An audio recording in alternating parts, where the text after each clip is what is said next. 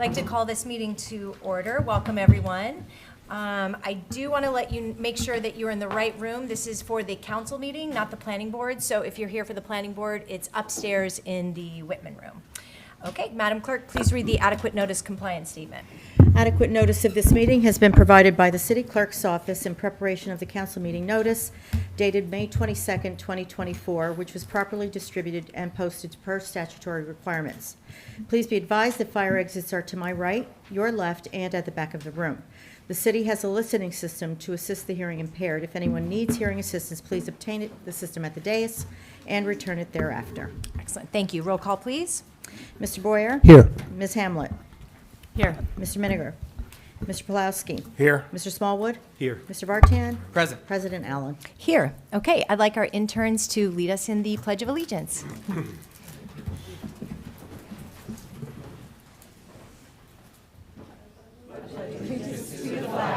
Of the United States of America, and to the republic for which it stands, one nation, under God, indivisible, with liberty and justice for all.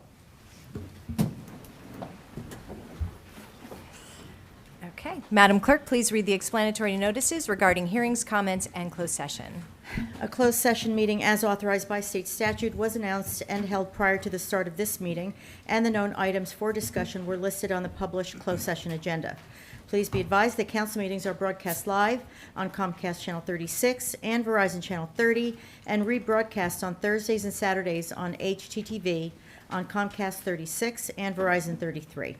When invited to speak, please come to the lectern, clearly state your name and address, spell your last name, and speak into the podium microphone so that your comments can be understood by all and properly recorded. Whenever an audience or council member reads from a prepared statement, give or email a copy to the City Clerk's office at cityclerk@cityofsummit.org. To help facilitate an orderly meeting, to permit all to be heard, speakers shall limit their comments to 3 minutes or so in length. I'm sorry, 3 minutes. Unless you are using an electronic device to follow the meeting agenda or need it for professional emergency contact purposes, please turn it off. Thank you. Excellent, thank you. Okay, approval of minutes. Do I have a motion to approve the regular and closed session meeting minutes of June 5th, 2024, and our special meeting of June 11th, 2024?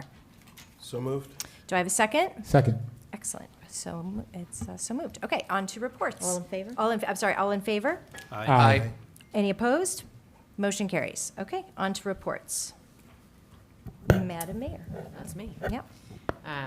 Okay. I would like to take a moment to recognize and thank the incredible staff at the Summit Family Aquatic Center. Yesterday, we faced an unexpected challenge when a circulating pump malfunctioned, causing the pool to close for the day. Thanks to the swift and efficient work of our dedicated team, this issue has been resolved, and I'm pleased to announce that the pool was opened today. Outstanding work, everyone. And as I mentioned in my Mondays with the Mayor this morning, with the intense heat these past several days, many of us are eager to cool off in the pool. While we all want to enjoy our fantastic facility, I want to remind everybody about the importance of safety. Parents, please remember our lifeguards are there to ensure a safe environment, but they can't watch every child every moment. It only takes a second for an accident to happen in a crowded pool, especially on a hot day. So please, let's work together to ensure a safe and happy summer for everybody. And lastly, I am pleased to announce that the Summit Police Department has added 6 new stop pedestrian crossing signs in the areas with high pedestrian activity, such as crosswalks in our downtown area. This initiative is a part of our ongoing efforts to promote pedestrian safety and provide clear direction to motorists. It's a state law that vehicles must stop for pedestrians in the crosswalk. I thank the police department for its continued efforts to educate the community and enforce the law for the benefit of us all. And I do want to remind the pedestrians that they also have a responsibility to pay attention as they cross the street. And next, I would like Megan Champney to introduce our interns. Thank you, everybody. Good evening, Council President Allen, Mayor Fagan, esteemed members of Common Council, and all joining us tonight, either in person or through our live broadcast. My name is Megan Champney-Questlate, and I am the Human Resources Manager for the City of Summit. It is with great pride that I introduce our dedicated summer interns for the year 2024. These individuals are making significant contributions across several city departments. Please join me in welcoming Luke DeAndrea. Thank you. And Hope Bassaman. Stay standing. They are both working in the Human Resources Department with me. Hope is actually returning from our 2023 internship program, so we are thrilled to have her back. We've got Jessica Friedman, Emmy Goswami, and Nate Stackler, who are also bolstering our communications efforts, with Nate also working in our mayor's office, working on a project with the mayor, so thank you. Nick Margaritas, who is engaged in a finance-related project with administration. He's working very closely with Michael Rogers on a particular project, so thank you. And then we also have 2 additional interns who unfortunately could not join us this evening. However, that is Olivia Flame, working in our Department of Community Programs, and Anna Sullivan, who's also working with our Communications Department. These talented young individuals have spent the past 3 weeks immersing themselves in government operations and injecting new ideas into our community initiatives. Let's extend a warm welcome to them as they continue their educational journey by observing tonight's council meeting.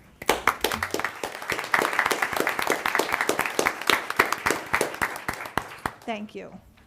Can I take your picture, actually, really yeah, fast? definitely. Here, Megan, do you want to stand next to me? Go ahead. And while they're getting their photo taken, I just want to commend these young ladies and gentlemen. They have been working really hard, or at least they're faking it when I come in the room. So, but it's been a pleasure to have them in City Hall. So thank you, guys. Thank you, you guys. Thank you, Megan. All right, you're all done with your reports? I am. Okay. All right, so the city's annual 4th of July celebration is just a week away, on Thursday, July 4th. Please join us at Memorial Field for a day and evening filled with music, food, and fun. The festivities begin at noon with a flag-raising ceremony, followed by a children's bike parade at 12:15 p.m., and conclude with an amazing firework display at 9 p.m. Hopefully it does not rain this year. For more details, visit summitcommunityprograms.com. And we want to give a big thank you to our corporate sponsors, Bristol-Myers Squibb, Investors Bank, and to everyone in the community who donated. Your generosity helps this wonderful tradition to continue. We hope to see you there.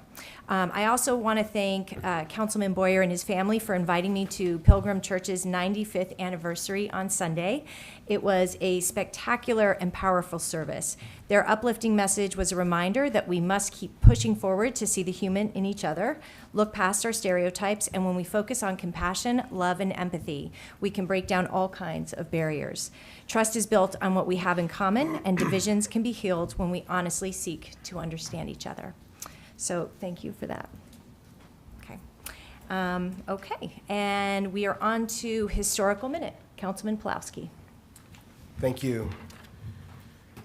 So with school ending and no volunteer tonight, I dusted off an old Summit Historic Minute that was done by Tristan Court in September of 2015 on the history of the public schools.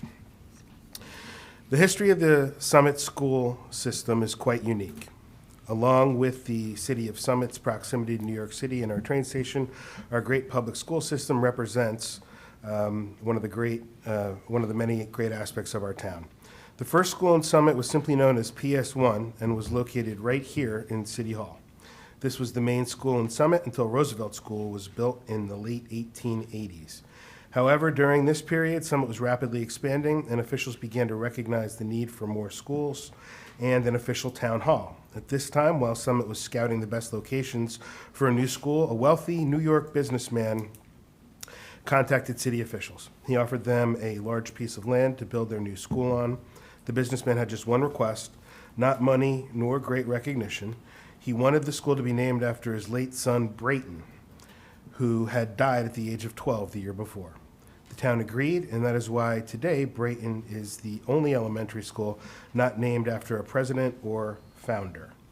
6 years after the construction of Brayton in 1911, Summit announced plans to build 2 new schools, the Summit High and Junior High School and Washington School. With the completion of these schools in 1923 and 1924 respectively, PS1 was shut down and renovated to become the new City Hall. Now, I, along with Councilman Boyer and Vartan, and City Clerk Licketese, and City Treasurer Baldwin, and HR Manager Champney, and I think maybe some of the interns, are products of the Summit Schools.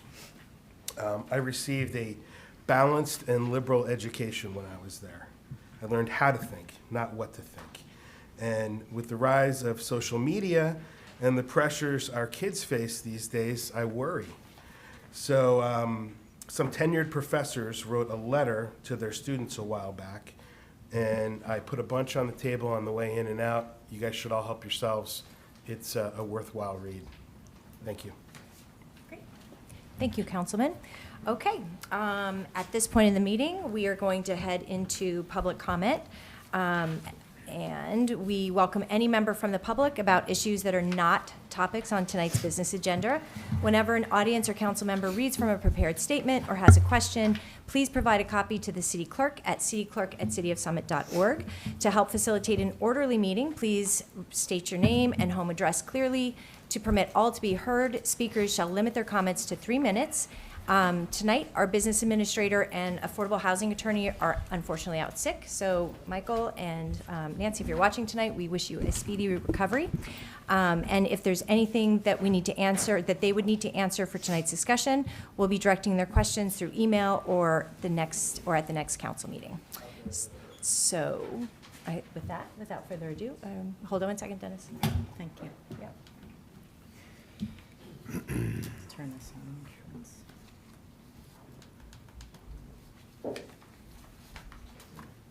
Okay.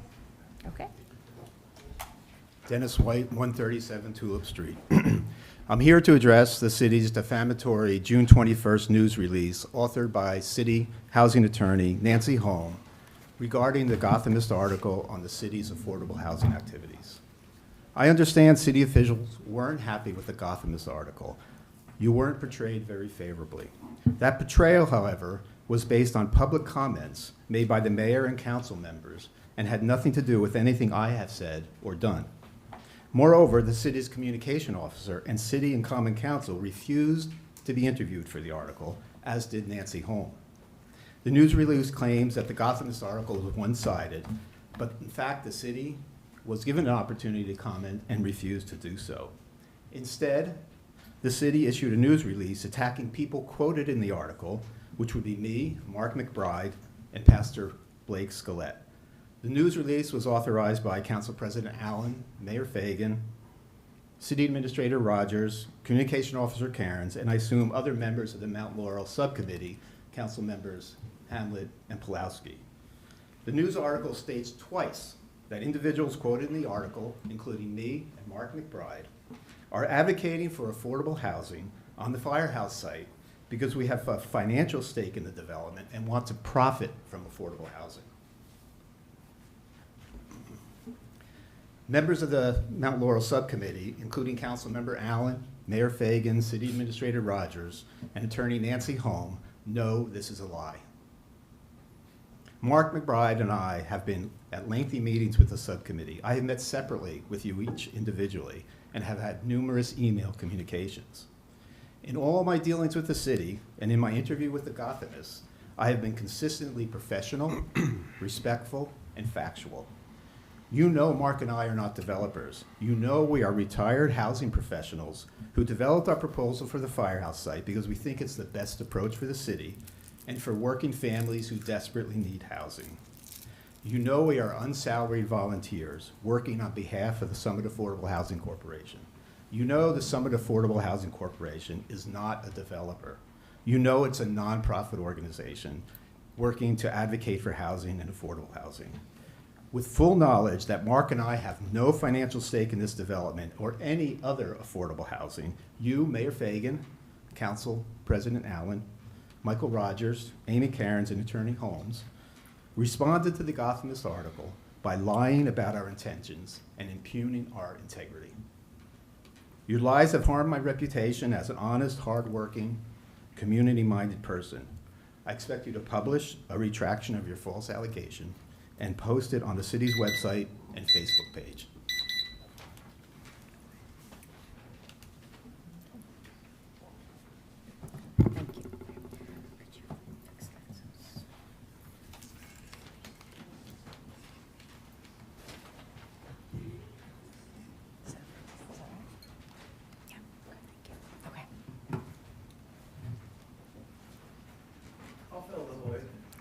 Someone's coming.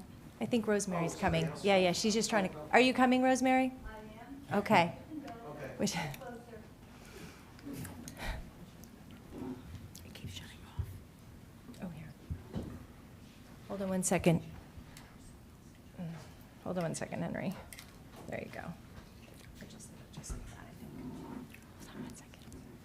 All right. Hi, Henry Massaman, 18 Hartley Road. I thought I'd do something a little different tonight. I'm going to do a show and tell. I have fond memories of show and tell, and I'm sure some of you do as well. At one of the neighborhood meetings, I suggested that in lieu of lighting Tatlock Fields, Memorial Field should be turfed. And the reason is, the stated purpose of putting up lights is to increase time that young athletes can practice and play. Well, putting lights up is not going to help during the most logical and most attractive times, which is right after school and Saturdays and Sundays. However, turfing another field will add 50% to the field availability in town. Now, when I mentioned turfing Memorial Field, Mr. Ozorowski responded quickly and forcefully that it was out of the question, too expensive, because Memorial Field has to be level before the turf can be applied. So I took a look at the two of the three fields that we have. The Investor Bank field was already a flat field before it was turfed. But here's the Upper Tatlock, and if you'll see in this picture, there's a long wall the length of the field, and there's a large wall at the end of the field, about 7-8 feet. Those walls retain the soil that was used to level this field so that it could be turfed. Then I went over to the lower high school field, which is now being built, and saw an even larger wall, an even higher wall. At the lowest point, it was above my head, and I'm 6 feet tall. At the highest point, over here, it was about 18 feet tall. So leveling the field is pretty much a standard practice in installing turf on a place that formerly did not have turf. And it would make good sense to spend the money making more fields available for young people than for lighting a field that already exists and distracting and disturbing an entire neighborhood. Good piece of news. My 8-year-old son went to the first day of community program summer camp today and came home a delighted little boy. It's a good program. Thank you. Thank you. I'll leave this with you. You want this? Sure. Yeah, just don't turf. Yes, I'll just take a I photo. want it because there's a reason I want it. Yeah. Thank Thank you. You you. can leave it there on the floor. Thank you very much. And you know, you reminded me to say the Department of Communities Programs did an extraordinary job with their camp. 450 students this year. So Yes, I know. Yeah, And yeah. we're using So the thank you for Courthouse reminding me. Fieldhouse to allow more people. yeah. So thank you for reminding me. Okay.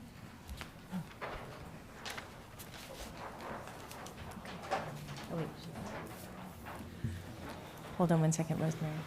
Is it good? We're all set. Oh, we're all set. Okay. You ready? Okay.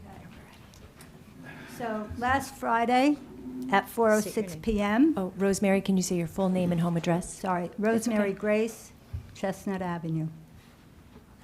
So last Friday at 4:06 PM, I received your Summit Advisory text message, as did thousands of other Summit subscribers, linking to the statement refuting Gothamist affordable housing article.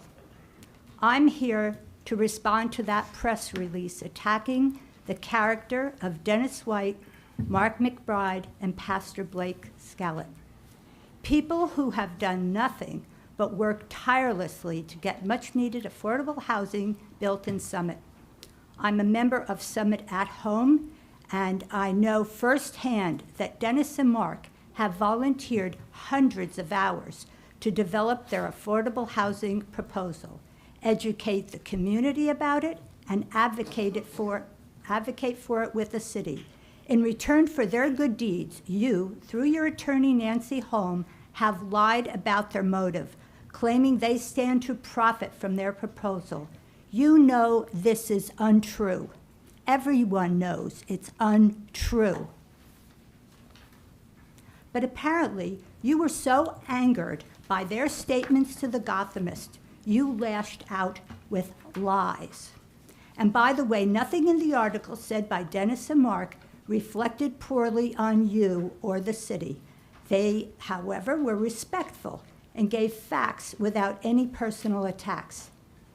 However, public statements made by Mayor Fagan, Council President Allen, and Councilperson Hamlet were used in the article, and they made our city seem closed-minded and classist. It was wrong for the city to use our public dollars to pay Nancy Holm to write this false attack. This is an adversarial news release. It treats Dennis and Mark as the enemy when in fact they are people working hard for the betterment of our community. The city's attorney, paid with resident money, should represent the interest of everyone in our community, not the interest of city officials whose egos were bruised by an unfavorable news article. In our democracy, Mark and Dennis have a First Amendment right to speak with the press about what they see as the city's mistakes in rejecting the Summit Affordable Housing Corporation's common sense proposal for the firehouse site. And in our democracy, you as government officials have an obligation to understand and respect this right and engage in respectful dialogue about disagreements. The fact you resorted to lies to smear Dennis and Mark shows you do not have what it takes Thank you, to Ms. Grace. represent the people of Summit. May I have your statement? one Rosemary. question for you. Have you no shame? Thank you.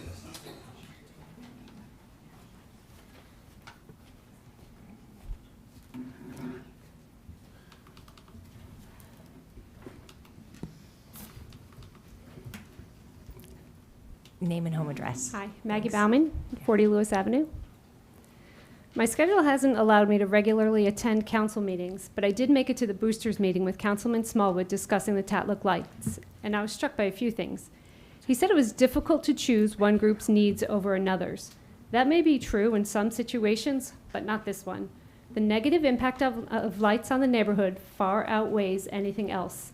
And let's not forget that lights are a want and not a need. During our 24 years in Summit, we've been a sports family. Our 3 kids played every seasonal sport in elementary and middle school. They played in high school, with each of them chosen as a team captain. 1 played in college. My husband and I both coached and cheered along the way. But as much as we love sports, we know that they are just one part of our life, not everything. Dr. Fagan is probably familiar with the recent American Academy of Pediatrics report called The Professionalization of Youth Sports. 70% of kids drop out of organized sports by age 13. The authors mention overtraining, burnout, pressure to succeed from parents and coaches, and overall loss of enjoyment. Kids don't quit sports because they can't play on a lighted field. They quit because it stops being fun. My other takeaway from the meeting is that the Tatlock neighborhood is the only one threatened by lights, making it easy for other residents to support this ill-advised plan. I originally thought that if these lights went up, there would be nothing stopping Oak Knoll, Kent Place, or Oratory from lighting their fields and disrupting those neighborhoods. Turns out, these schools can't put up lights because they must follow the city ordinance that prevents it. It's mind-boggling to me that the city, not restricted by the ordinance, can consider lights that are 5 times over the limit. The only structure in Summit taller than 80 feet is a helipad at Overlook Hospital. I know they are not part of this process, but I'd love to know what the Summit Planning Board would say about this reckless plan. I generally prefer to stick to facts and reality, but let's imagine if Tatlock wasn't the only field identified as a viable option by the volunteer committee. What if they recommended light installation at Tatlock or Memorial? What would happen then? You knew what you were getting into when you moved next to a field. That's what my friend who lives by Memorial said at the Boosters meeting. Would he embrace the lights and fight to have them in his front yard? Would neighbors band together and campaign to bring lights to Memorial Field? Of course they wouldn't. They would have all the same concerns that the Tatlock neighbors have. They would know that the already densely populated space cannot handle the traffic or parking. They would recognize it as a threat to their right to peace and tranquility, a threat to their home values. They would understand that a home buyer isn't going to pass on a house in Summit because their third grader can't practice a sport until 10 p.m., but that buyer will pass on a house that has stadium lights in their front yard.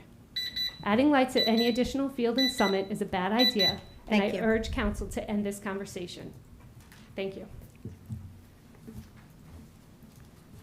Thank you.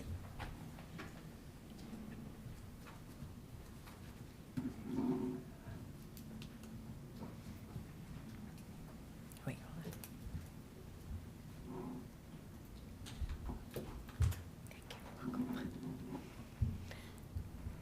Name and All right, address. All right, Miles Kalmanson, 67 Butler Parkway.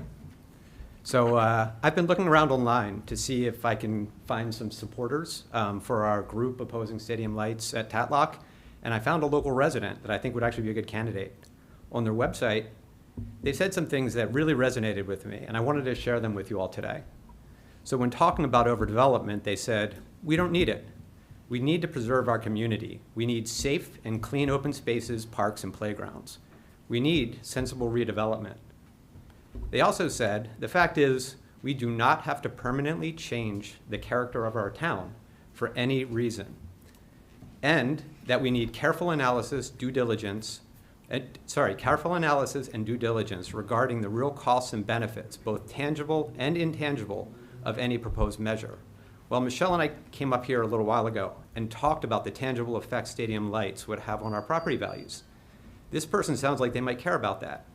And to top it off, they even share our concerns about safety.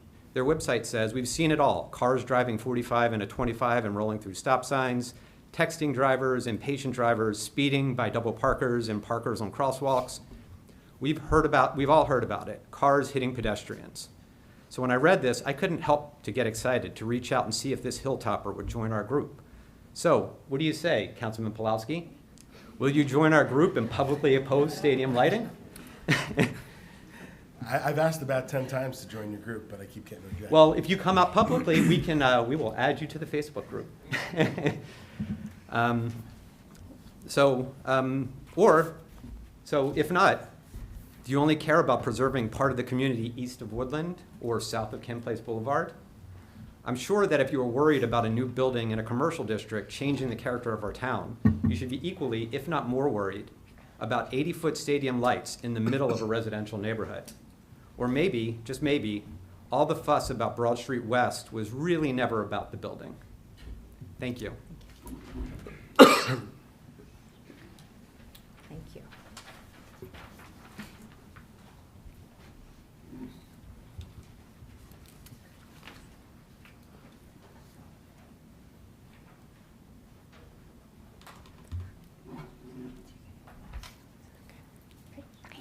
Jocelyn Modesto, 61 Butler Parkway. I attended the Boosters meeting on May 15th, where the Tatlock Lighting Project was discussed. Athletic Director Healy and Councilman Smallwood repeatedly emphasized the need for teams to practice on turf fields. They explicitly said that there is little demand for grass fields. Teams will choose to practice later on turf fields over practicing on grass fields. So from a practical standpoint, the current proposal to light the fields at Tatlock makes very little sense because it would provide minimal benefit while harming the mental and physical health of surrounding residents and further destroying their quality of life every single day. Lighting Tatlock would extend practice availability by a few hours each day, depending on the season. But if the grass fields that no one apparently wants to practice on were turfed, then teams would gain many hours of practice availability on weekdays without having to practice late at night. And they would also gain all day on Saturdays and Sundays. On days it rains, Memorial and Franklin grass fields are often shut down for many days while they drain and dry out. Turf would provide much more open practice time, by allowing teams to practice both while it is raining as well as on days after the rain. It is a short-sighted solution to light 2 already overused fields and leave other fields in inoperative conditions, especially when the need for turf space was stressed by both Mr. Healy and Councilman Smallwood. If stadium lighting is installed at Tatlock, the numerous grass fields in Summit will sit empty instead of being put to use as viable practice space that in the long run will be able to accommodate Summit's growing population and longer sports seasons. Let us be resourceful about how we fix this so-called field shortage and turn often disregarded and unusable grass fields into desirable and functional turf fields without damaging an entire community's quality of life. Thank you.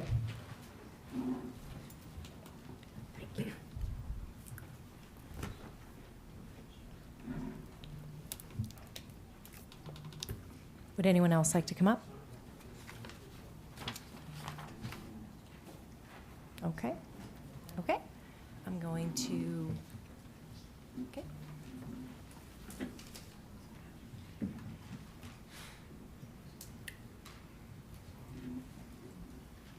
Peter LaJoy, 124 Canoe Parkway, Summit, New Jersey. I just want to speak about the comments that were just made about our esteemed council people and the mayor. They were personal and unwarranted. Excuse me? It's right here. Stay with me.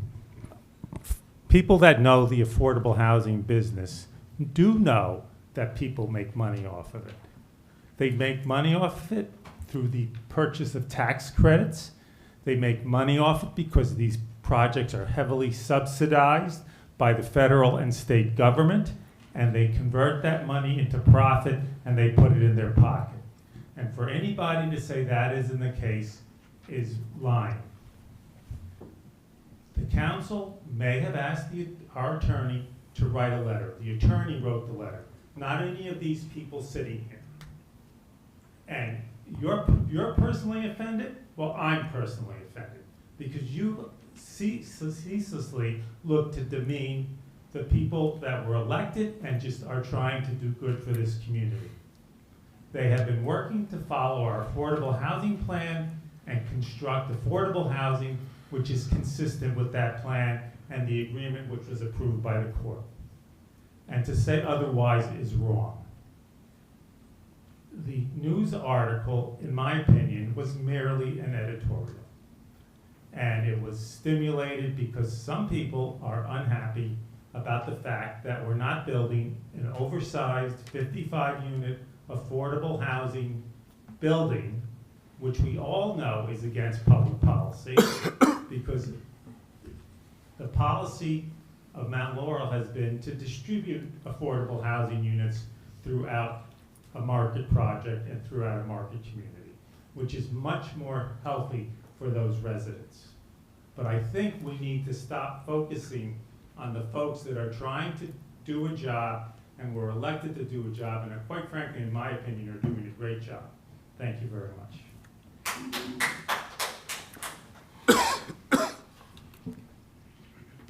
Okay. I'm going, okay.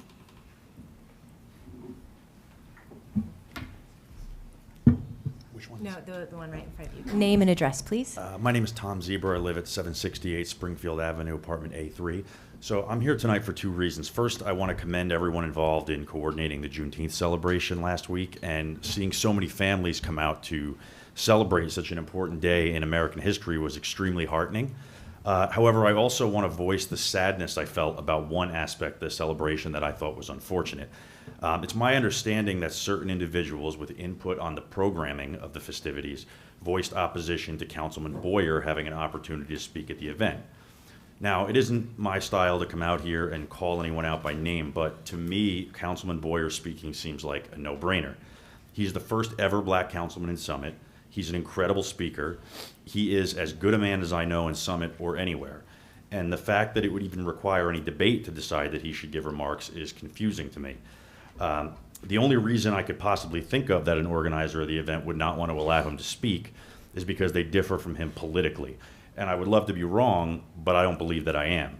He ultimately did speak at the event, and in spite of the pettiness thrown in his direction, Councilman Boyer delivered a message of progress, inclusivity, unity, and hope to those in attendance. I was, and I know others were, moved by his words. So I want to thank you, Councilman Boyer, for your strength and your character, as well as the example you set for our community. You are truly an inspiration to me, and keep up the good work that you're doing for Summit and continue to block out the noise. And to those who resort to sanctimoniousness and virtue signaling and partisan political games in planning a celebration for a day as important as Juneteenth, I would suggest that you stop and consider how meaningful and uplifting it is to have somebody like Mr. Boyer behind the dais. Thank you for my 3 minutes, which are absolutely long enough to be up here to speak. Thanks. Thank you. Yes, email City Clerk at City of Summit. Okay. Any further comments? Otherwise, I'm going to close. Yep, okay. Good evening. All right. Name and address, please. Eileen Jackson. I lived in Summit for over 70 years, and now I'm in Springfield, the town over. I just want Do to you say... mind just giving us your home address? Sure. For the record, yeah. 100 Stonehill Road. Thank you. Apartment Springfield. D11, Springfield, New Jersey. Perfect. Thank you. Okay, sorry. That's okay. I just wanted to mention that Councilman Jamel Boyer is my son-in-law, and we love him to death. And I, too, the gentleman that just spoke before me, I am so proud and happy that he noticed everything that other people noticed at the event. It was a very nice event, but it was a little, people were very rude, and the people that were there are not here tonight, I see. Maybe they got wind, that somebody was going to mention something about it, but Jamel is such a great guy, and we love him to death, and I don't like to see disrespect to people who have not done anything to you that don't deserve the treatment that he was getting. They had turned the mic down, so you could barely hear what he was saying. You could hear it, but you could, and the different clapping, like, okay, your time is up, and different facial, like they're immature adults. They call themselves adults. And I just wanted to mention that I'm a mama bear, okay? And when anybody messes with my children, they're in trouble, okay? And I've lived long enough to have seen a lot in Summit, New Jersey. Being, like I said, born and raised here for 70 years, and now I'm in Springfield. But I just wanted to let Jamel know that I am behind him 100%. Anything that you do or say, I know it's going to be good and meaningful, and we love you, and keep up the good work, all the council people here tonight. Thank you so much. Thank you.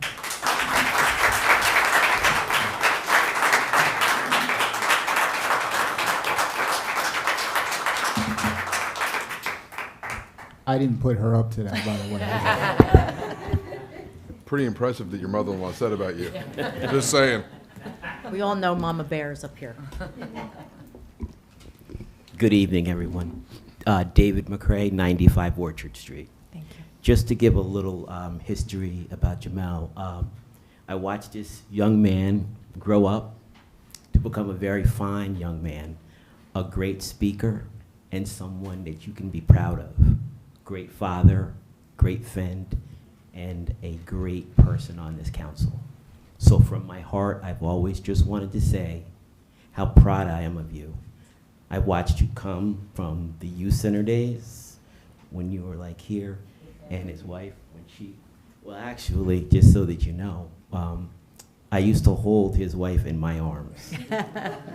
Okay, and we all grew up on William Street, which is probably one of the best streets in Summit. But I just wanted to tell you that the whole William Street community is so proud of you for everything that you've accomplished. And I'm speaking from my heart. I just wanted you to know that. And we stand behind you 100%.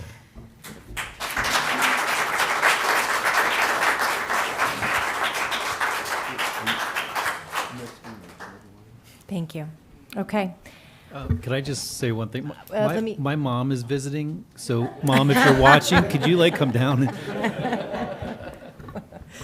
Okay, if anybody else would like to speak? Yeah. Helena Levis, 24 Plain Street. Last meeting, there was a comment made about the firehouse being the Taj Mafia house or something. This is a town, upscale town, beautiful homes, but to paraphrase Flashdance, we're not exactly a town made of steel, made of stone. We're made of wood and vinyl. So nice good wind and a fire and the town is gone. So I would think that people would want the most experienced, the most trained, the most equipped fire department that they can get. And the old firehouse was pretty tired. And I think if your budget went a little awry because, spend $15 million on the new firehouse and to equip it, maybe another $500,000 and you really have something there. But I think that that's money well spent. I mean, even the rescue squad, the man who was here last year, who they resuscitated, is his life worth $15 million? Kids, all the sports that are played here, and the rescue squad that's there and can resuscitate any kid who seems to happen a lot now, that they're hit in the chest and then they're down, they have to be resuscitated.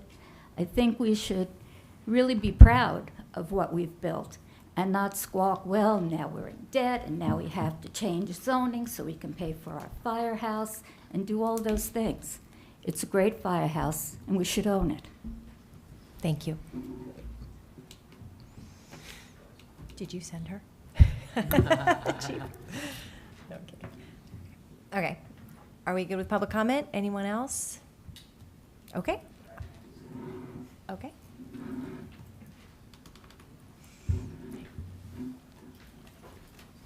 I came here, so I might as well say something. Kevin McGoey, 113 Woodland Avenue.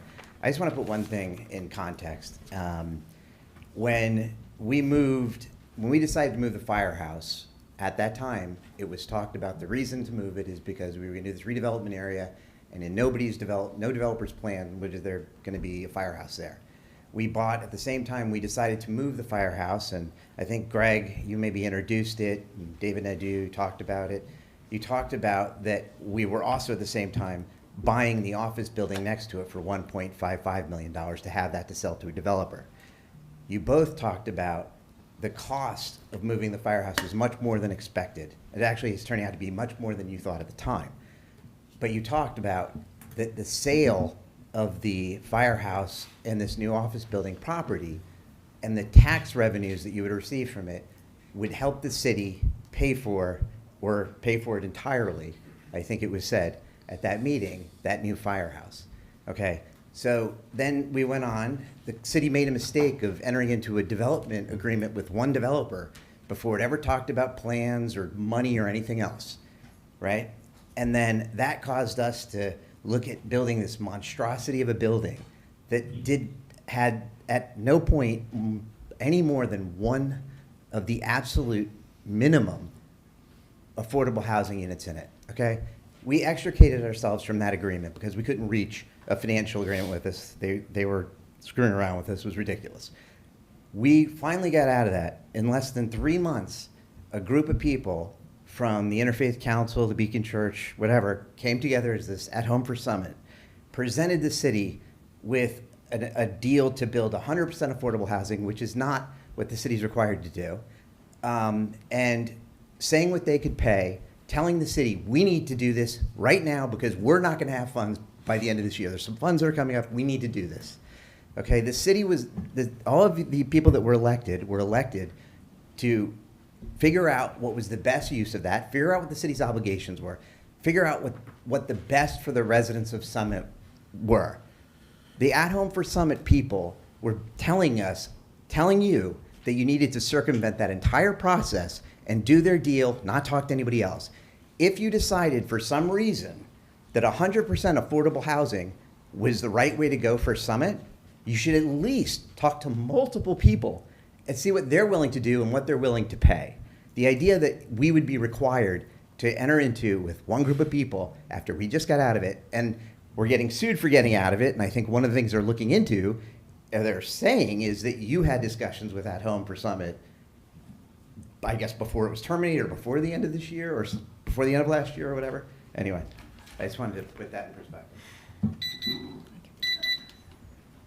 Okay. Okay. I am going to close public comment. Okay, and I'm going to go to council. Councilwoman Hamlet. Councilwoman Hamlet, go ahead. No.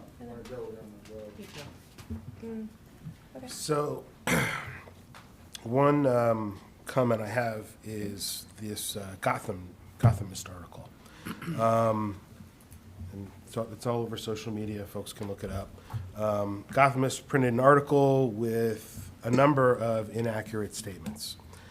You don't really have to look any further than the title, which is Rich New Jersey City Turns Down Affordable Housing Development to Build Pricey Apartments. Well, that's just not true. All we did was put in an overlay zone. So the city published a press release to correct the record. Late Friday afternoon, early evening, I think someone said it was 4:06. I have no reason to doubt that. Not long after we published that, we heard that some people had, in our opinion, misinterpreted a portion of the statement, so we clarified it, as is often done with press releases. And now it says, the Gothamist article and the self-serving statements made by representatives of a developer who stands to benefit financially want the public to think that there are only two choices, et cetera. So just wanted to clarify that for everybody. Thank you. Councilman Pawlowski. All right. Does anybody else want to speak? Sure. Councilman Smallwood. I just wanted to address I'm not gonna, there was four residents that came and spoke about, or in reference, Tatlock lights. So I'm just gonna kind of go through it in aggregate. I've also tried to join the private Facebook group, United for Tatlock. I'm still waiting for my request to be accepted. So with that, I've inherited a project that has been discussed, whether it's been public or not. It's been discussed within the Department of Community Programs since 2018. In the December 2022 preliminary budget, and then it was taken out of the budget in 2023. It was in the 2023 December preliminary budget, and it was taken out in the 2024 budget. So we're in the exact same spot as we were last year. However, somehow with, I guess, a new council, it's a hot topic when we're in the exact same spot as we were last year. What I'd like to ask is how many other council members, I've held 5 separate individual meetings with the Tatlock residents. I held them at different times, different days, so that we could accommodate people who work, people who stay at home, people who have children. I have done nothing but be as transparent as I possibly can for a project that's not even on the agenda. And yet, I'm not included in a private Facebook group, which you have every right to deny me. You have every right to hold a private Facebook group. But if you're asking for transparency, why not? Let's open the discussion. I have at least 5 times with close to 55 to 60 residents in the Tatlock neighborhood. I have done everything I possibly can for something that's not even on the agenda, in terms of transparency. And I will continue to do that. We've taken those meetings. We did a comprehensive traffic study that cost $21,000 on graduation day. We're going to do another traffic study during one of the largest football games in the fall. We're doing an environmental study. And yet there's still residents that come up, knowing that we are going to be doing this, knowing that the discussions still come up and talk about lights at Tatlock. I have not brought this to council, and you have every right to. And let's continue this dialogue. But I also find it ironic that you're recommending turfing a field and taking away green space when in 2008 you were so adamant against turfing Tatlock. So I kind of find that a little bit ironic. The only thing I can say is I'm going to completely be transparent with you.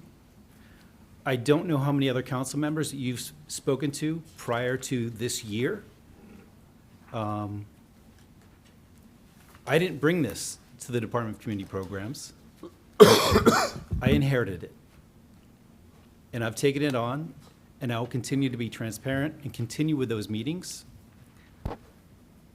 And that's all I can say. I just feel like, if you want transparency, then maybe you would reconsider my acceptance into your private Facebook group. Thank you, Councilman Smallwood. Councilwoman Hamlet, Councilman Vertan. I can. Okay, good. I guess a couple of things on the proposal and the Gothamist article. The one frustrating point for me in that article was when Mr. White was quoted and said, I guess the frustrating part was that there was no additional discussion. And what I can tell the public and with confidence is there was a lot of discussion. There was a lot of meetings. I personally sat with Mr. White for about an hour and a half. We talked about going on field trips with the organization to do smaller projects around Summit. We meant that. We genuinely want that. I spoke with Mark McBride at the last meeting about the continued desire to work together. I spoke with our city planner today, Tom Behrens, and I said, when we were in those meetings, or when you were in the meetings with Lisa Allen and the mayor, did you get the feeling that if this project didn't work, would others work? And he said, yes, absolutely. We spoke to all involved and said, if this project doesn't work, would any small projects work? And the answer was yes, of course, we'd love to work with you. So I truly and genuinely think that all of us had good intentions to work with the Summit at Home. They are volunteers. And Dennis and Mark, you've been obviously very professional, and I've enjoyed your company and learning about tax credits and how we can accomplish affordable housing in Summit. But for the audience, I think it's important to remember what our attorney said at the last meeting, which is that there is a risk for the city. There are 4% tax credits, 9% tax credits that usually fund the entire project. Usually the city usually any municipality would have to give the land away or donate it to whoever's doing the project. However, as a requirement for going to public funding, a municipality has to have a resolution of intent to bond. If there's a shortfall in funds, and that's when we talk about gap financing, so if we give the land money from the trust fund and the project still comes up short, that happened very often in 2021 is what she told us when construction costs skyrocketed, and then all of a sudden 100% affordable housing developers came back and said, sorry, we have a $3 million gap just because of the price of lumber. And that's how it happened. So the municipality is typically on the hook for whatever is not financed and whatever is not provided by the state for funding.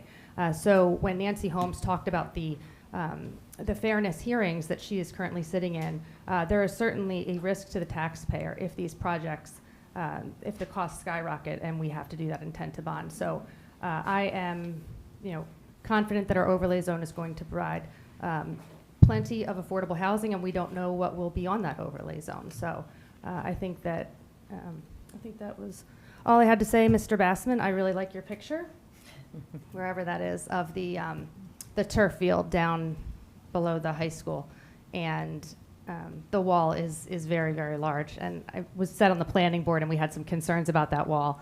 And I don't think we're going to be able to replace too many trees there now that I'm actually looking at that one. I think that's all I had. I think that's all I had. Okay. I think that's all. Okay. You good? Oh, I think the last thing. No, that's it. That's it. That's it, okay. Councilman Bartan, do you want to say anything? Councilman Boyer? Thank you, Council President. I'm going to switch it up a little bit here. First, I'd like to thank Pastor Allen and Reverend Dean from Pilgrim for inviting me and Council President Allen this Sunday to celebrate their 95th year in operation here in Summit as a church. It was an amazing event. It was a very emotional event.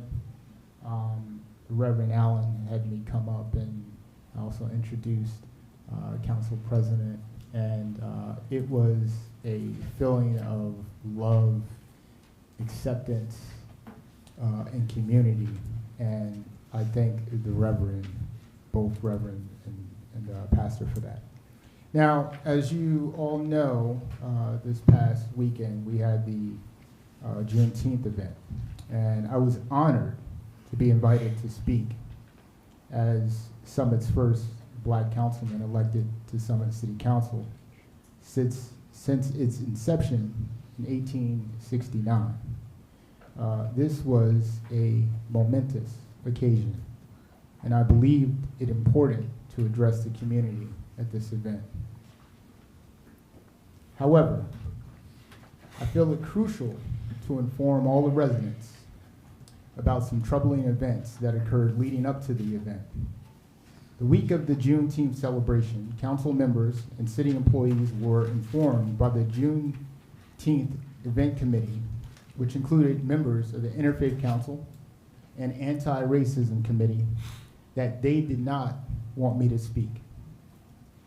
Their reason was, I am a black Republican, and they did not consider me really black.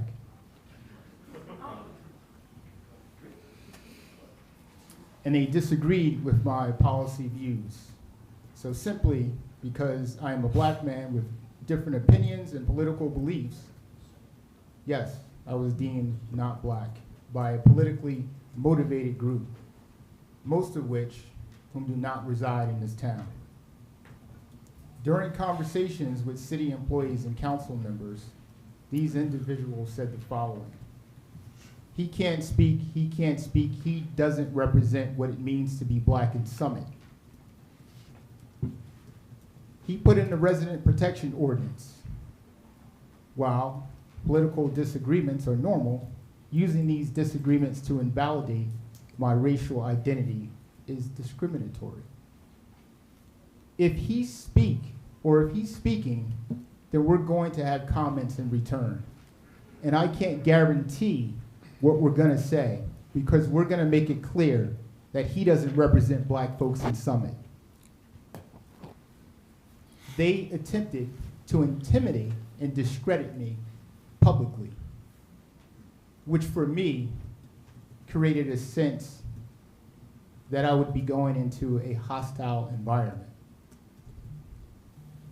Despite several discussions by our council president, council members, and city employees, a compromise was reached, allowing all council members 45 seconds to speak. Now imagine, I am a volunteer. I am working, I'm talking to residents on the phone during the week, trying to solve issues, and I'm getting 5 or 6 calls back and forth from other council members, city employees, and the council president discussing about me speaking at a Juneteenth event. And a group of people saying the reason is they don't consider me as black. That is disgusting. It is outright disrespectful. We cannot be hypocrites. If black people are truly free, we can have different opinions without being called not black. Sometimes we discuss race in general terms, but now it is staring us in the face. Does being a Democrat or a liberal make one black? While anything else does not? Don't you see the hypocrisy in that? Normally, I wouldn't even bother addressing such childish nonsense, like if I was in high school. However, members of the Anti-Racism Committee must understand that I deeply love black people. Love is not just a word, it is the embodiment of certain principles. If these principles are violated, you cannot claim to love. Love is not a romantic term. It is not just an emotional feeling. It is principles carried into practice. The principles are freedom, justice, and equality. These are essential to life.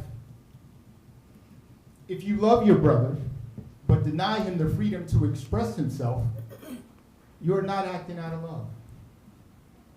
If you claim to love another, but refuse to treat each other fairly, simply because of political differences, differing beliefs, or different religious practices, this is not justice, nor is it freedom, nor is it equality. There is no love there.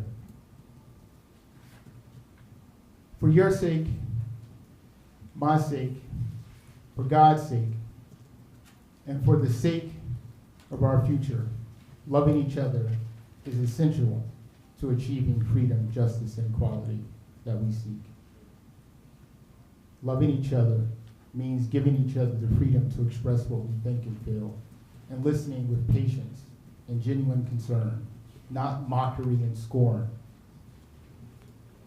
That's right. We are too busy mocking, laughing at, and putting each other down. The earth is a vast place.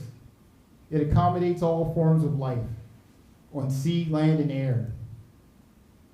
Are you really going to tell me that the earth is too small to accommodate your idea and mine? This is hateful in the sight of our Creator and hateful in the sight of intelligent people.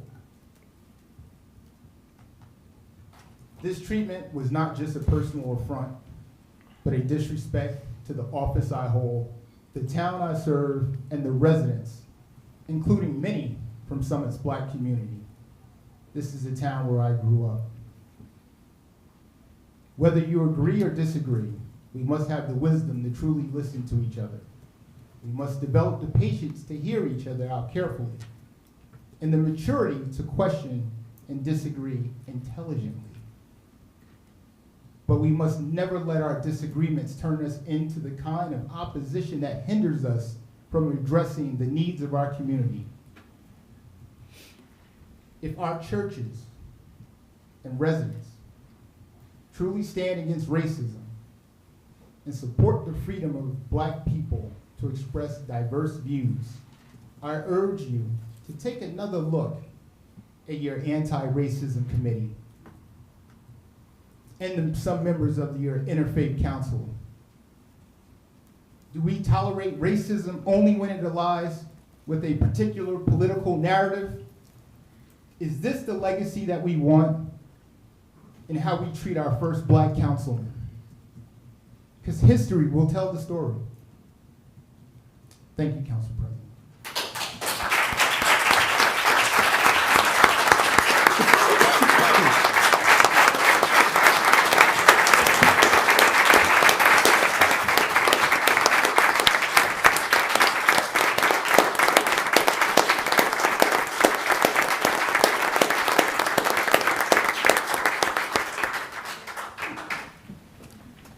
Y'all go on and sit down now. I'm still impressed that your mother-in-law I'm came sorry, I up and just said nice wanted things about you. To thank my family for coming out.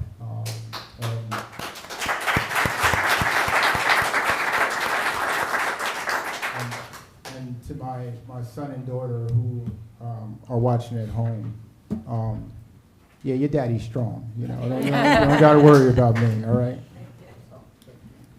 Thank you, Councilman Boyer. Okay, I'm going to close this portion of our meeting. I'm actually going to take 5 minutes if anybody would like to use the restroom or exit the room. So, 5 minutes.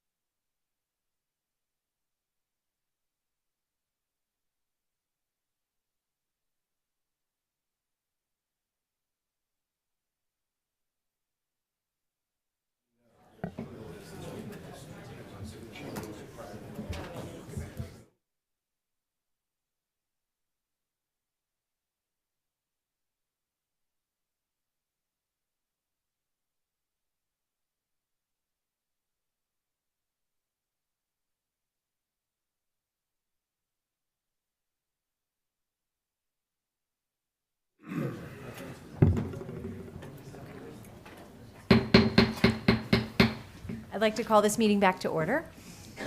Okay. We are moving into ordinances for hearing. Madam Clerk, please read the first ordinance. Ordinance number 24-3320, an ordinance amending the Code, Chapter 2, Administration, Article 4, Departments Created, Section 2-15, Department of Police, subsection 2-15.1, Establishment. And God bless you. Councilman Boyer, Safety and Health.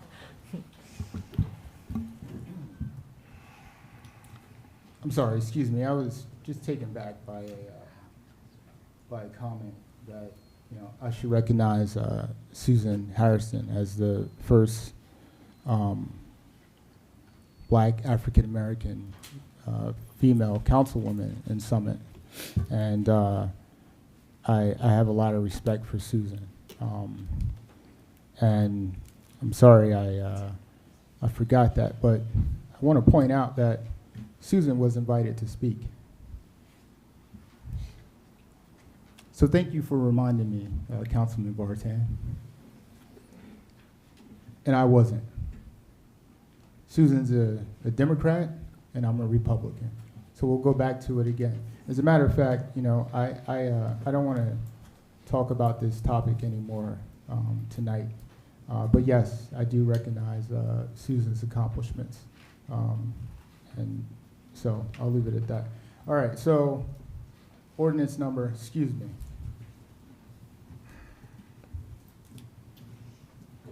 Ordinance ID number 24-3320.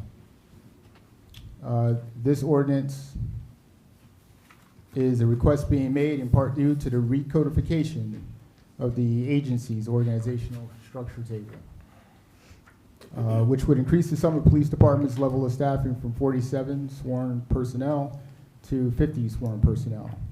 Allocation of funding for 2 additional officers has already been made. In addition, the third position, and I want to reflect this, is for an officer who was already replaced following a permanent assignment to the state PBA office, in which the city has agreed for his salary reimbursement. I move to adopt this ordinance. You're opening the hearing, sir. Yes, I move to open the hearing for this ordinance, and this ordinance was adopted on 6/5, right? So, yeah. Second. Thank you. Right. Okay. Hearing is open. Council comments? Public comments? Okay, we're going to close the hearing. Madam Clerk? Second ordinance, Yes, ordinance number 24-3321, repeal and replace Chapter 29, Protection of Trees. Excellent. Councilwoman Hamlet? Yes, thank you, Councilwoman Fox, Councilwoman Allen, I'm sorry. Going back in history here. This is ordinance 24-3321.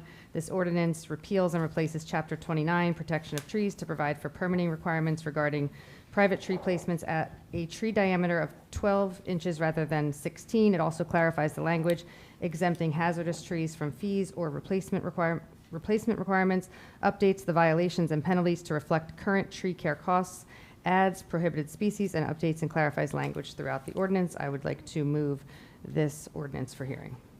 Second. Excellent. Okay, hearing is open. Council comments? Public comments? Real quick, I would just like to say that through the Shade Tree Committee, Councilman Pulowski and the city forester and the city staff, this was a ton of work, and I trust that everything is wonderful in here. I've read it a few times, but all the hard work really was done within the Shade Tree Committee and the city staff, so thank you for all your hard work that you put into this. Come on.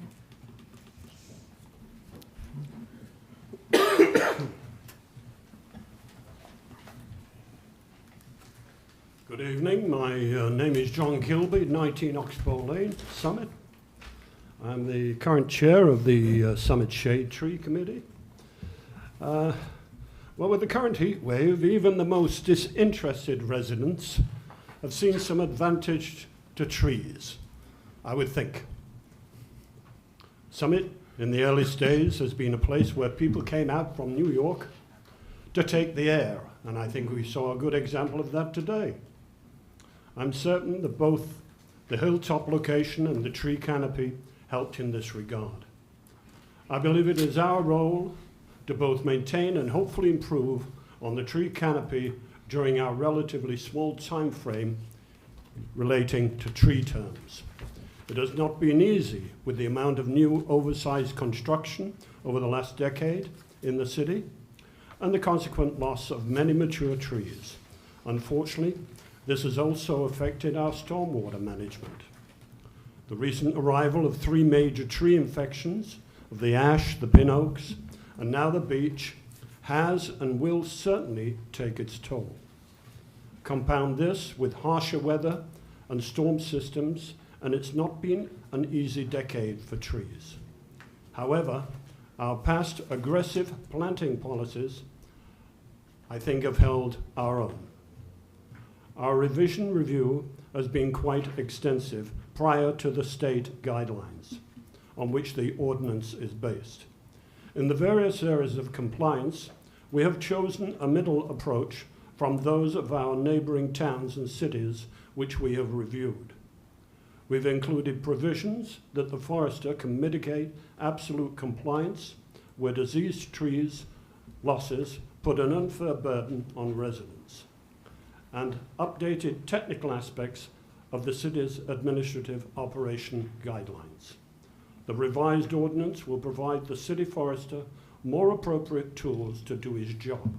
And on that basis, I ask the council to support this revision.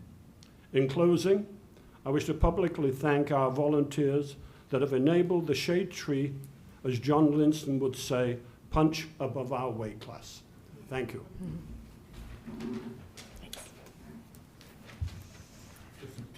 Thank you, sir. Yes. Thanks, John. Hold on one second. Hi, I'm Mimi Zukov. I'm a member of the Summit Environmental Commission, and I came tonight to read a statement that was prepared by Donna Patel, our chair, who is out of the country and is not able to be here tonight. Dear Mayor and common council members, the City of Summit is proudly a Tree City, USA, and celebrates its tree canopy. The Environmental Commission supports the Shade Tree Advisory Committee as it works to maintain the existing canopy, plant new trees, and educate residents about all the benefits of our trees. As such, the Environmental Commission supports the ordinance repealing and replacing Chapter 29, Protection of Trees. The Environmental Commission supports the revision to require permits for the removal of smaller diameter trees in the revised ordinance and the additional clarity around replacement trees. Both changes acknowledge the importance of the existing trees in Summit and help mitigate the negative effects of tree removals. In addition, the revised ordinance promotes native species. The use of native species is key in supporting the full range of insects, pollinators, birds, and other wildlife. The use of native trees better accommodates rainfall and reduces flooding.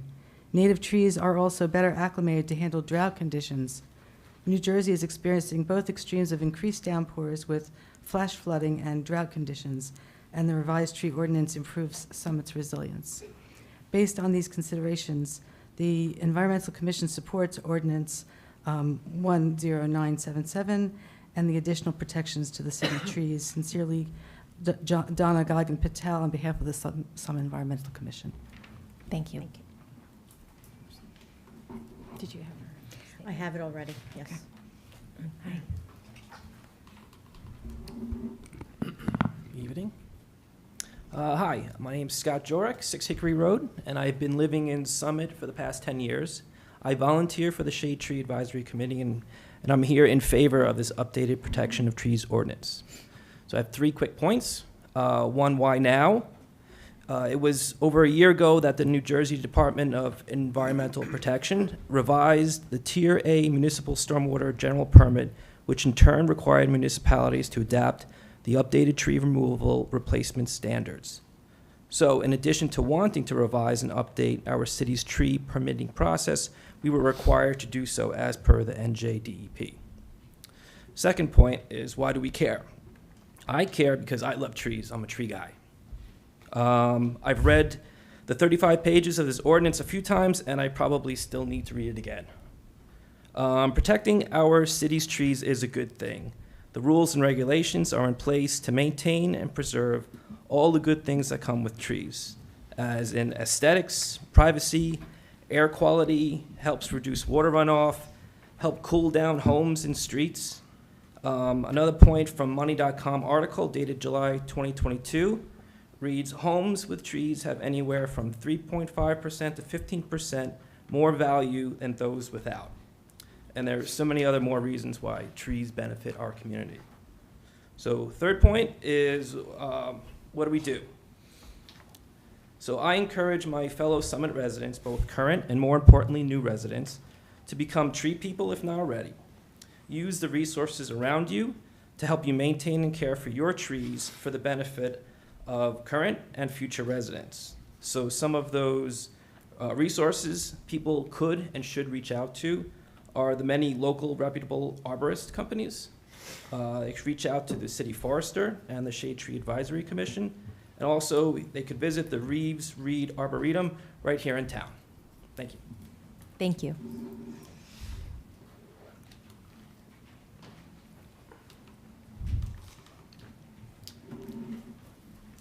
Hi, Francie Cho, 27 Beekman Terrace. I'm very much in favor of this updated protection of trees ordinance. The language regarding protection and maintenance of the tree canopy is thoughtful and will provide the tools to help maintain the summit tree canopy in concrete ways. I'm one of the people who reviews zoning applications on behalf of the Environmental Commission, and as such, I appreciate the clear language giving the city forester the means to deny permits for tree removal based on certain criteria. Furthermore, I've seen many instances of significant trees being cut down unnecessarily and slated for replacement with trees that are not comparable. It was very frustrating to see zoning applications with 20-inch and 30-inch oak trees marked for removal with plans to replace them with an ornamental tree that would never contribute to the tree canopy or carbon sequestration in any way approaching that of the shade trees being removed. The new language providing for in-kind replacement of significant trees, that is, shade trees must be replaced with shade trees, is excellent. As we all know, trees are critical to the fight against global warming, and I'm very pleased to see this thoughtful language being proposed for protecting the trees of Summit. Thank you so much to the Shade Tree Commission. I'm very grateful to you. Thank you.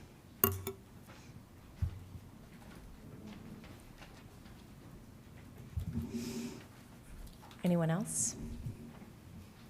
Okay. I just want to say, oh, go ahead. Thank you for those who came up. Scott, Mr. Jurek, I think you're here.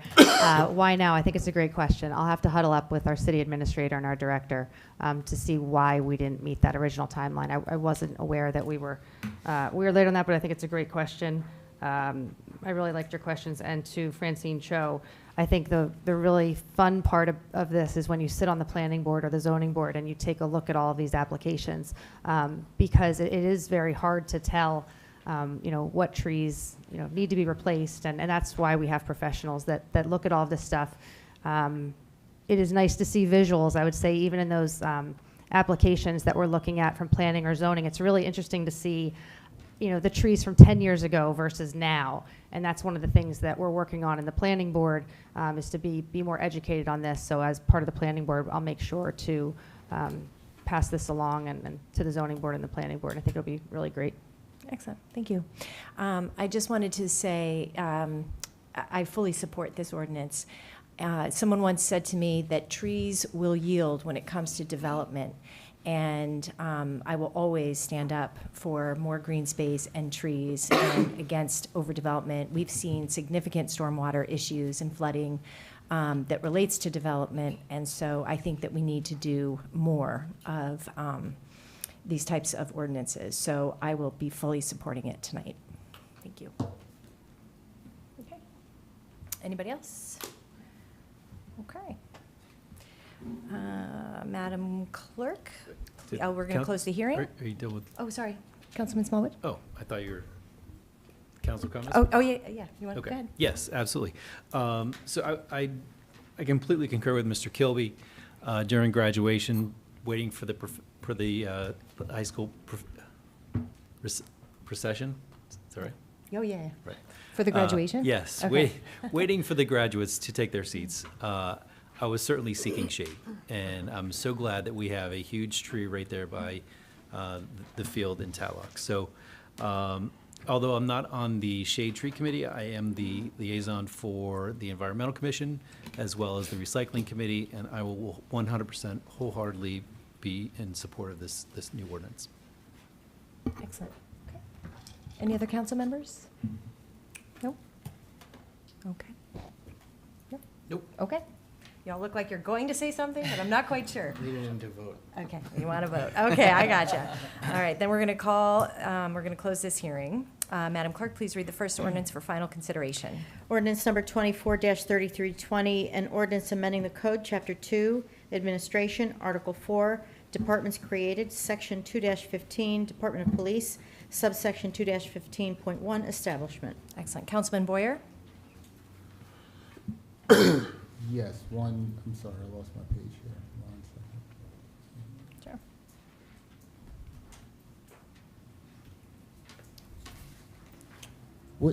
What was the number of the? 24-3320. 24-3320. So now we had a duplicate here. An ordinance. Yes, Yep. okay. Having closed the hearing a moment ago, I would like to move this ordinance for final adoption. Excellent. Second. Excellent. Okay, roll call, Madam Clerk? Mr. Boyer? Aye. Ms. Hamlet? Aye. Mr. Pulaski? Aye. Mr. Smallwood? Aye. Mr. Vartan? Aye. President Allen. Aye. Motion carries. Okay, Madam Clerk? Ordinance number 24-3321, repeal and replace Chapter 29, Protection of Trees. Councilwoman Hamlet? Thank you, Councilwoman. Having just heard the hearing on 24-3321, I would like to move this ordinance for a vote. Second. Excellent. Roll call vote, please. Mr. Boyer? Aye. Ms. Hamlet? Aye. Mr. Pulaski? Aye. Mr. Smallwood? Aye. Mr. Vartan? Aye. President Allen. Aye. Thank you, Madam Clerk. Motion carries. Okay, ordinances for introduction. Madam Clerk, please read the first ordinance. ID number 11346, an ordinance amending Chapter 4, General Licensing, Section 4-19, Public Places Where Food and Beverages Are Sold or Served, of the Code of the City of Summit. Councilman Pulaski? Yeah, this is ordinance ID number 11346.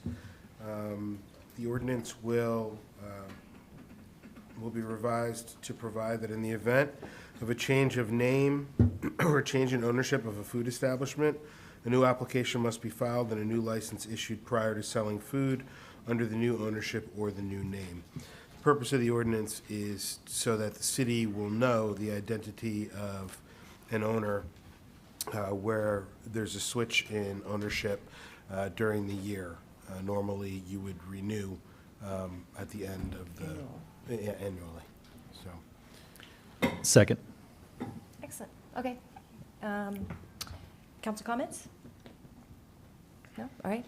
Public comments? Nope. Nope, because we're introducing. My apologies. I got lost. That's okay. Sorry. All right. Roll call vote, please. Mr. Boyer? Aye. Ms. Hamlet? Aye. Mr. Pulaski? aye. Mr. Smallwood? Aye. Mr. Vartan? Aye. President Allen. Aye. Okay. The hearing will be on Tuesday, July 9th. Madam Clerk? ID number 11347, an ordinance amending the code, Chapter 7, Traffic, Section 7-25, Regulations for the Movement and the Parking of Traffic on Municipal Property and Board of Education Property, subsection 7-25.4, Regulations. Councilman Smallwood? Thank you, Council President. This is ID number 11347, an ordinance amending the code, Chapter 7, Traffic, Section 7-25, Regulations for the Movement and the Parking of Traffic on Municipal Property and Board of Education Property, subsection 7-25.4, Regulations. This is in the manner of parking lots and garages. And just to, without the legalese, this means that you can actually, if you have a front plate, you can park straight in or you can back in.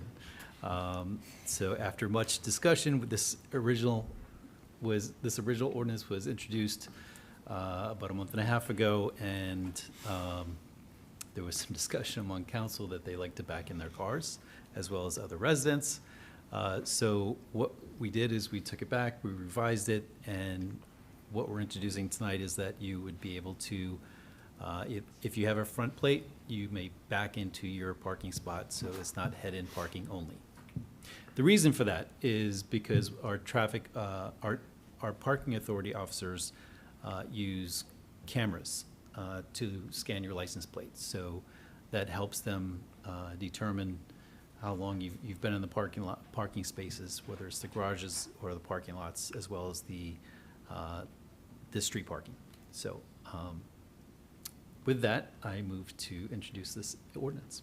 Second. Excellent. All right, council comments? Anyone? Okay. Roll call vote, please, Madam Clerk. Mr. Boyer? Aye. Ms. Hamlet? Aye. Mr. Pulaski? Aye. Mr. Smallwood? Aye. Mr. Vartan? Aye. President Allen? Aye. The hearing will be on Tuesday, July 9th. Motion carries. Okay, on to resolutions. Hamlet. Councilwoman Hamlet. Thank you. This is Resolution 11351. This resolution, actually, Rosie, we have a Scrivener's error in this. Yeah, there's a typo in the This is just a title typo, of the should second say- item. right. Mhm. We're Right, fixing right, it. right. Okay, sorry. Sorry. Lost my place. You can bundle these. Can I bundle them? You Oh, can bundle, yeah. That'd be great. Okay. So these are resolutions 11351 and 11349, which authorize the 2024 salaries effective January 1st, 2024 for the COLA and effective July 1st, 2024 for the step increases. I would like to move these resolutions. I second. Oh, I'll second. Got it. All right, council comments? Public comments? Okay, we'll vote. All in favor? Aye. Any opposed? Motion carries. All right, safety and health, Councilman Boyer. Yes, this is resolution, let's see, I should go in order. Do you bundle? You can. 1 and 2. 1 and 2. Do you want me to bundle them? Okay, 1 and 2, okay. This is resolution 11336 and resolution 11337. As per, 11271. 1127. wait, when we start at the top, okay, I'm sorry. Number 1 and 2. This is resolution ID 11271 and resolution ID 336. 11336. Yeah. Got it, sorry. As per closed session discussions, I move to adopt this ordinance. Second. Excellent, okay. Council comments? Public comments? Okay, let's take a vote. All in favor? Aye. Any opposed? Motion carries. Okay, Councilman Boyer, your third resolution. Yes, now I'm getting this right. This is resolution ID number 11337, confirming the mayor's appointment to police sergeant. Unless the mayor would like to comment, based on closed session discussions, I'd like to move this resolution for adoption. Second. As we all know, we have an exceptional police force, and this is a promotion within the department. And in working with Chief Zagorski and the Safety Committee, we had some terrific interviews, and I'm really, really pleased to support Officer Brunetto to be promoted to sergeant. Great. Congratulations. Any council comments? Public comments? Okay, all in favor? Aye. Any opposed? Motion carries. All right, we're on to capital projects and community services. Councilwoman Hamlet, your first resolution. Thank you. This is ID 11305, which will amend the professional services agreement 2024 planning and zoning supplemental services for Neglia with additional fees of $25,000.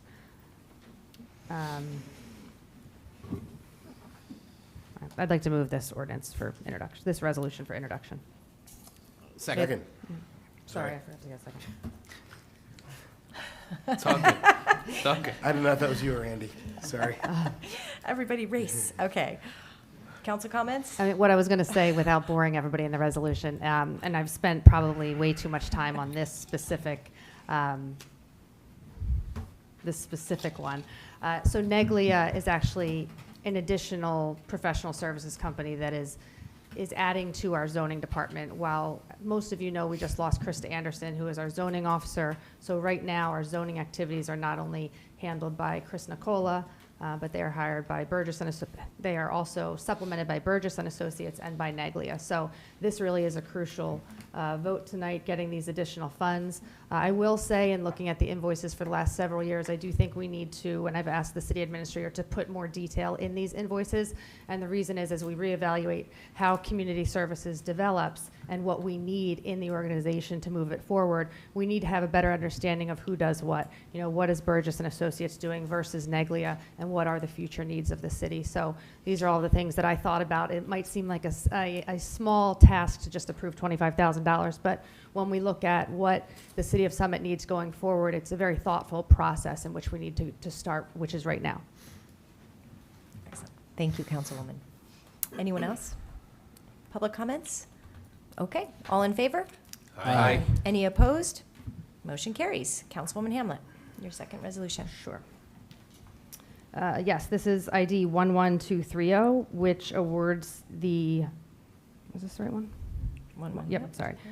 Which awards the City of Summit cooperative pricing for the 2024 micro surface program not to exceed $223,380. I would like to move this resolution for introduction. Second. Great. Council comments? I will say one thing, that I'm in favor of doing this. However, we do have a list from PSE&G of work that they would like to do in the city of Summit. So I do need to huddle up with Director Schrager to get that list and just make sure that this list is accurate versus if there are roads that are going to be ripped up by PSE&G, we certainly don't want to be micropaving them. I'm not sure because I haven't seen that list yet, but wanted to just mention that. Excellent, thank you. Any other council comments? Can I just add, Yeah. the hope would be, it's going to be a lot more streets from PSE&G, right? So the hope would be that we can get our rep to come and speak to us in committee, and then Yeah. hopefully here to explain to the community what they are doing over the course of the next many months. Thank you. Perfect. And just to piggyback on Councilman Vartan, and I think you said this before, we want to make sure that there is some distance between paving and ripping up.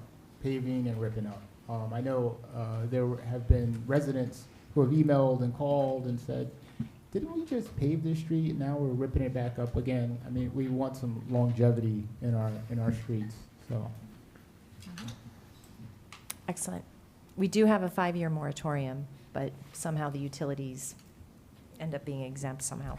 All right, public comments? All right, all in favor? Aye. Aye. Any opposed?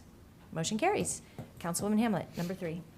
Yes, this is Resolution 11361, which is rejecting the bids and authorizing a new advertisement for the paddle tennis court improvement project. There was only one bid received for the paddle tennis court improvement project by the purchasing agent on Tuesday, June 4th, and it was rejected for the incomplete bid bond. So we will be going back out to bid for these paddle tennis courts.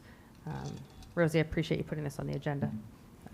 I know we had to push it a little quicker, but I'd like to move this resolution for introduction. Second. Excellent. All right, council comments? Yes. Thank you, Council President. Councilwoman Hamlet, do you know when we'll go back out to bid? I mean, this project has been going on for a very long time. It just seems like it keeps getting delayed and delayed. Right. I mean, I got to think that there are more than one company that's out there. Well, doing so it. this was an interesting one. It took us a long time to actually figure out who could draw the engineering specs up for this. So we had to look at organizations like towns like Stone Harbor and Seagirt. So it took us a long time to actually get the engineering specs written for the paddle tennis court in order to go out for this RFP. There's actually only a few companies that do this, so we are pretty limited. I know we plan on going out to bid. I don't know if Augusto, if you know when we're going out, but I know it's probably this month. July 16th is the opening. It's July 16th. Got Yeah, it. we're advertising on the 3rd. Okay, and I am coordinating with Natasha around what we need to do. There was a mistake in this one, but since there's only so many companies that do this, I just want to make sure that everybody knows that the actual bid is happening. I don't know if you can talk about that, Tammy. But Sorry, through you, Council President, she will advertise it appropriately to get the most, to get it out there to the most people she can. If anybody knows anybody that's interested when it goes up on the 3rd, when it's advertised, the more bids we get, the better it is, so. Okay, any other council comments? All right, public comment? All right, all in favor? Aye. Any opposed? Motion carries. Councilwoman Hamlet, number 4. Keeping me busy tonight. Okay. This is Resolution 11370, which will authorize the purchase of a garbage truck for $269,000, $269,141.20. And this was approved in the 2024 capital budget process, approved the funding for the replacement purchase of a single axle reloader trash truck by the Division of Public Works in support of its sanitation unit trash collection operations. This recommendation is to purchase a new 2025 Kenworth T480 4x2 chassis. I would like to move this resolution for introduction.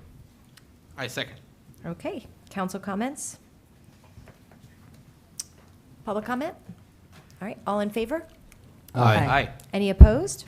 Motion carries. Councilwoman Hamlet, your last resolution.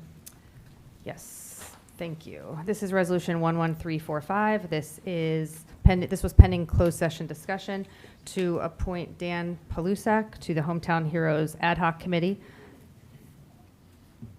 And I'd like to move this resolution for introduction. Second. Excellent. Council comments? Public comments? I would just like to say real quick, Dan was one of our residents who raised his hand and reinvigorated the map system for our Hometown Heroes. So now when the Hometown Hero banners are being put up by DPW, they're automatically geo-mapped to our app and loaded into the City of Summit's website. So I'd like to thank Michael Arlene for chasing down all of the residents who are asking where the banners are every year.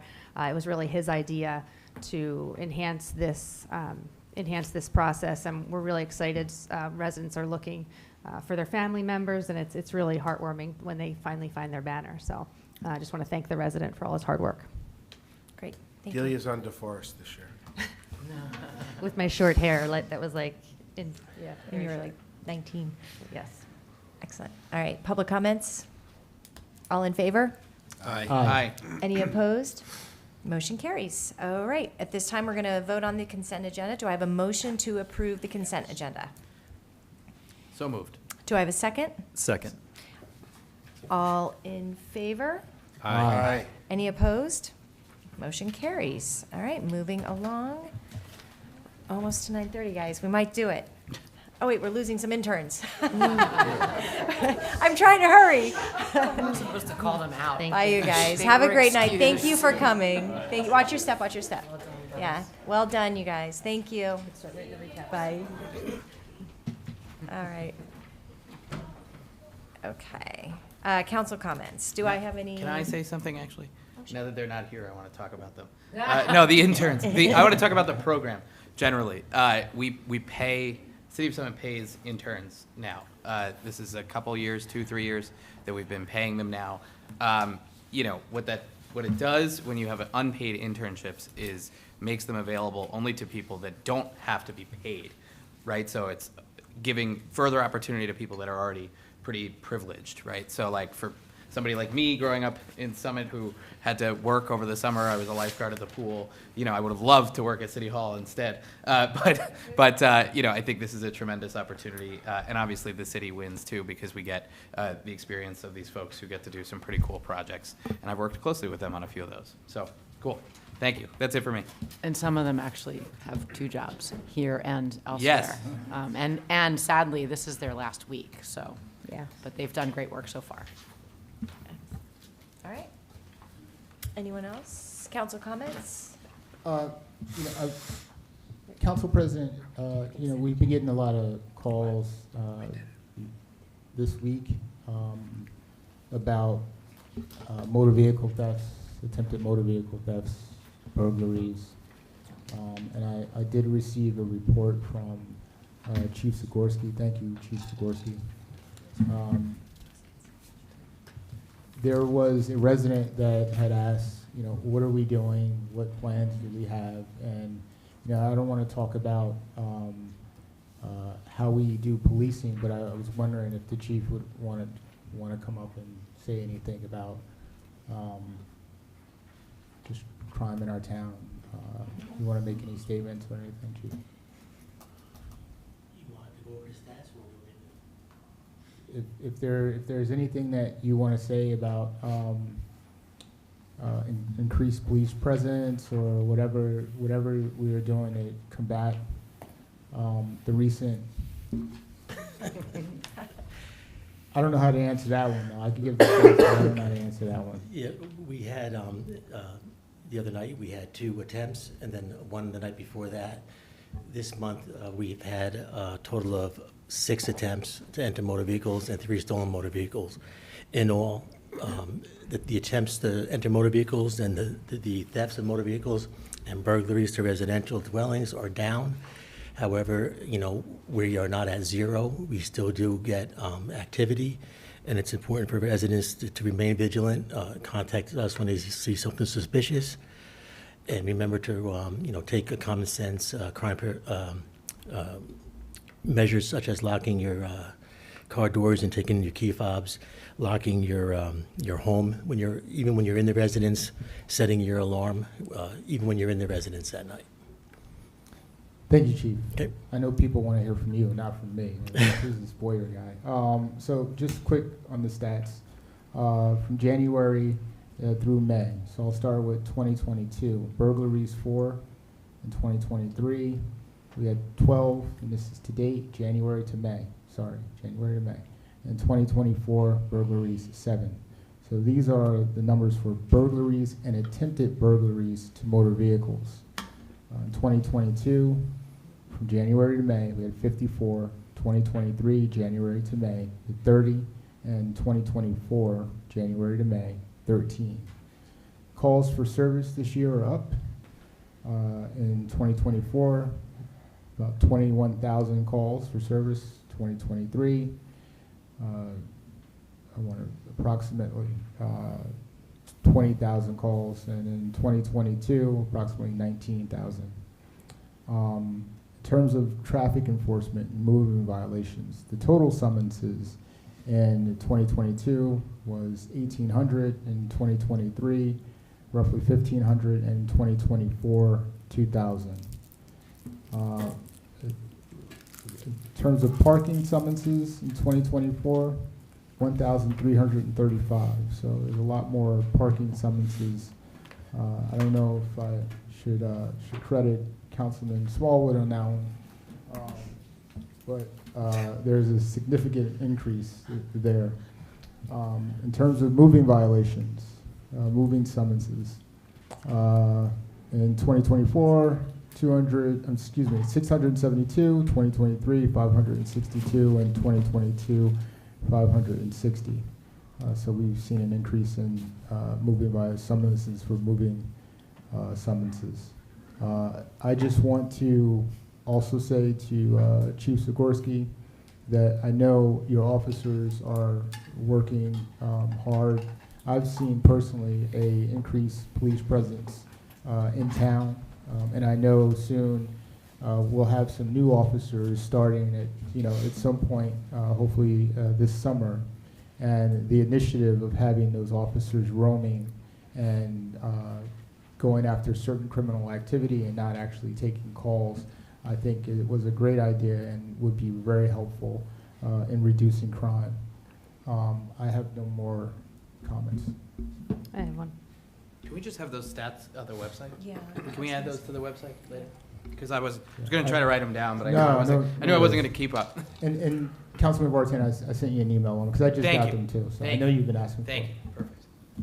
Thank you. Councilwoman Hamlet. Chief, last night, the vehicle in question, did we know if that went through the license plate reader or not? Yes, it did. We tracked it when it came into town. It came into town 10 minutes before the incident itself. However, it wasn't entered stolen yet in the system, so we didn't get an alert. Had it been entered stolen in the system, we would get an immediate alert saying that it was in town. So We realized that it was in town after we got a partial plate from a witness, and then dispatch ran a couple of different scenarios of the plate and the model, and then it came back to a stolen car, and we were able to confirm Once we had that information, we were able to confirm that the information was captured by our cameras coming into town. But again, it wasn't in the system as stolen yet. So, but it got in the system as stolen within those 10 minutes? No, it was in NCIC stolen. It takes a little bit longer to get into the camera reader system. And what was that again, the NC? NCIC, I'm sorry, Okay, NCIS got is the it. show. Okay, The- got it. the Okay, national- thank you for clarifying that, appreciate it. Great. And Chief, just as a follow-up though, and correct me if I'm wrong, but we have to be like very, very on point when we are identifying stolen vehicles because they typically necessitate a felony stop. So you want to get that right. Am I correct on that one? Well, we want to get it right for a lot of reasons. Yeah, I know. Because sometimes you do get a false hit. Yep. So when you get the hit, we have to confirm through NCIC. That's the one we go by.